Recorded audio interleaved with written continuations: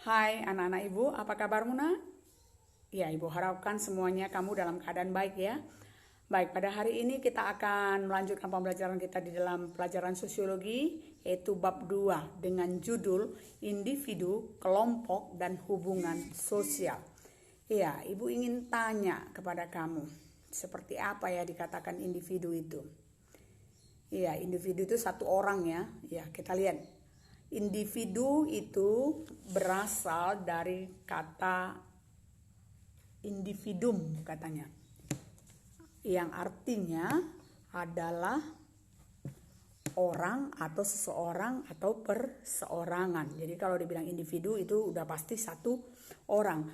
Dia itu adalah orang yang termasuk, individu itu adalah satu orang yang termasuk kepada bagian dari unit terkecil di dalam pembelajaran kita sosiologi.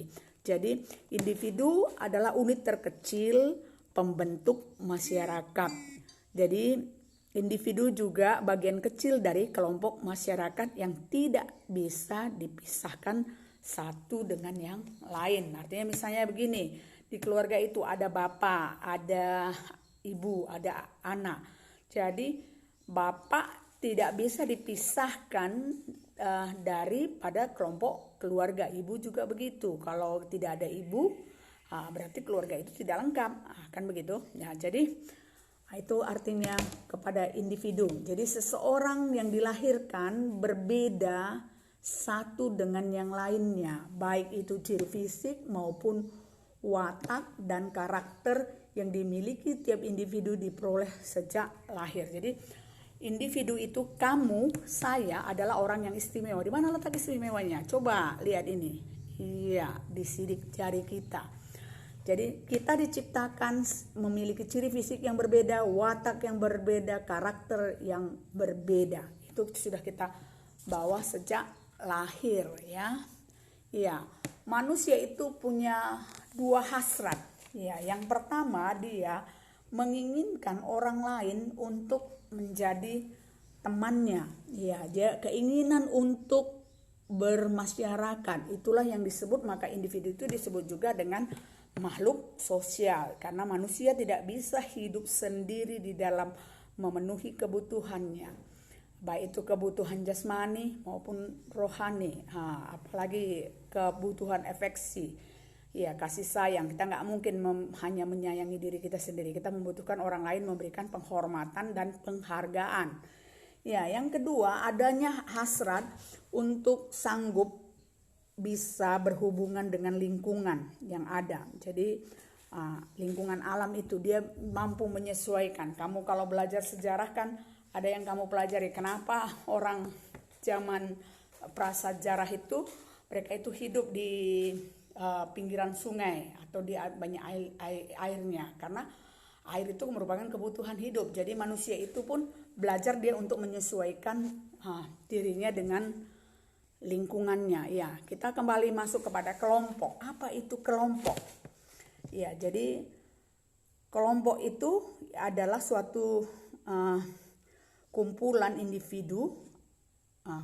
individu yang hidup saling bergantung satu dengan yang lain untuk mereka itu bisa memenuhi kebutuhannya masing-masing. Jadi kelompok sosial itu adalah suatu kumpulan, ya, kumpulan orang-orang yang melakukan suatu kegiatan, adanya keinginannya untuk bersatu untuk memenuhi kebutuhannya. Ya, coba kita lihat. Ada di sini beberapa syarat terjadinya kelompok. Ya, udah kamu lihat. Yang pertama, dia itu harus memiliki kesadaran. Ya, dia ada memiliki kesadaran sebagai bagian dari suatu kelompok yang bersangkutan. Jadi kalau kamu kelompok kelas 10 IPS, kamu itu harus punya kesadaran. Kalau udah masuk ke dalam, ya kan, ada kesadaran bahwa kelompok ilmu itu amat penting untuk proses belajarmu. Yang keduanya, adanya hubungan timbal balik antara anggota satu dengan yang lainnya. Jadi dia itu memiliki hubungan timbal balik. Yaitu yang ketiga, adanya faktor pengikat yang dimiliki oleh anggota kelompok. Adanya apa? Faktor pengikatnya itu adalah tujuannya mungkin ya. Jadi seperti kamu, tujuanmu semuanya apa yang mengikat kamu untuk masuk di kelompok kelas 10 IPS, yaitu tujuannya adalah untuk mempeloreh atau membelajar bersama ya. Ideologi dasar-dasarnya. Jadi seperti orang yang masuk kepada suatu partai politik, kan itu dia merasa memiliki ideologi yang sama. Ya, yang keempat adalah memiliki struktur dan tujuan dan pola perilaku yang sama. Jadi di dalam kelompok sosial itu ada struktur, ada tingkatan yang menentukan, membedakan tugas dan tanggung jawab daripada suatu kelompok. Ya, masuk kita kepada hubungan sosial.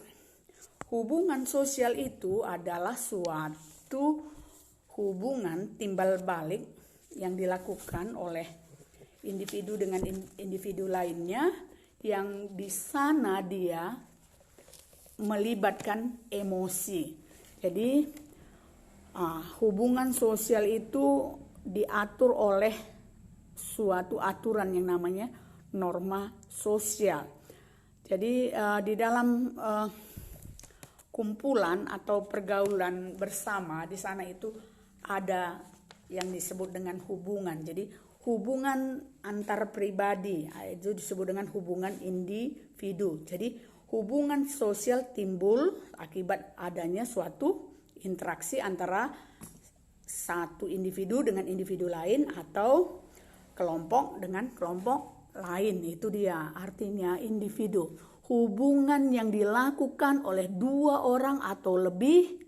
Unsur yang mendasarkan hubungan itu adalah interaksi sosial, hubungan timbal balik. Ya, jadi karakter suatu hubungan sosial menurut Alan Fiske, dia bilang bahwa ada dua orang atau lebih yang saling berkoordinasi antara satu dengan yang lainnya, di mana tindakan, pengaruh, dan evaluasi atau pikiran mereka saling melengkapi.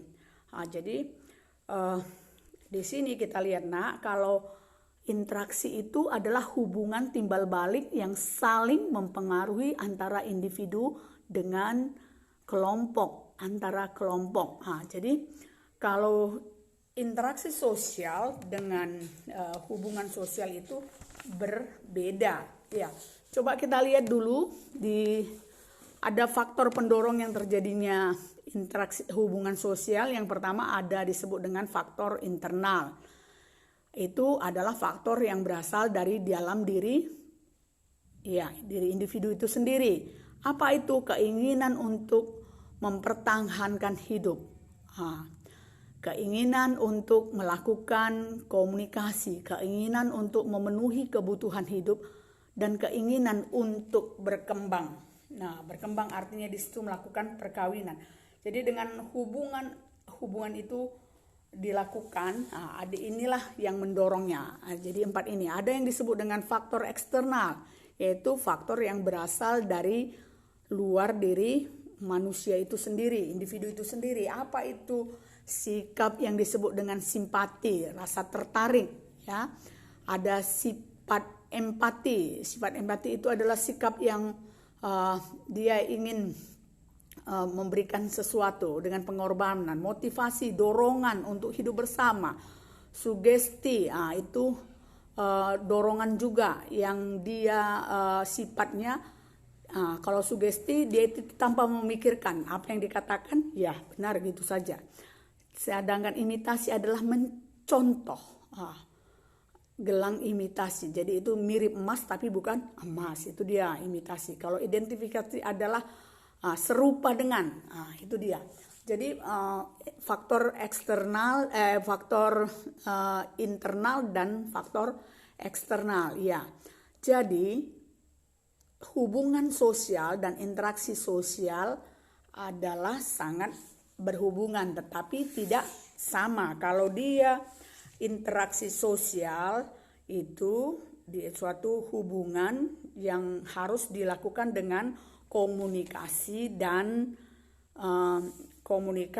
kontak. Sedangkan hubungan sosial, mereka bisa tidak melakukan kontak dan komunikasi, tetapi di dalam hubungan sosial dia itu bisa punya hubungan, misalnya seperti kamu yang memberikan bantuan kepada orang yang terkena korban banjir. Kamu nggak tahu kan? Kamu nggak melakukan kontak, kamu tidak melakukan komunikasi sama dia, tapi kamu melakukan sikap empati, memberikan bantuan. Jadi kalau hubungan sosial dia itu melibatkan perasaan atau emosi dari antara orang yang melakukan interaksi. Jadi hubungan sosial bisa terjadi kalau ada interaksi sosial. Jadi interaksi sosial belum tentu menghasilkan hubungan sosial.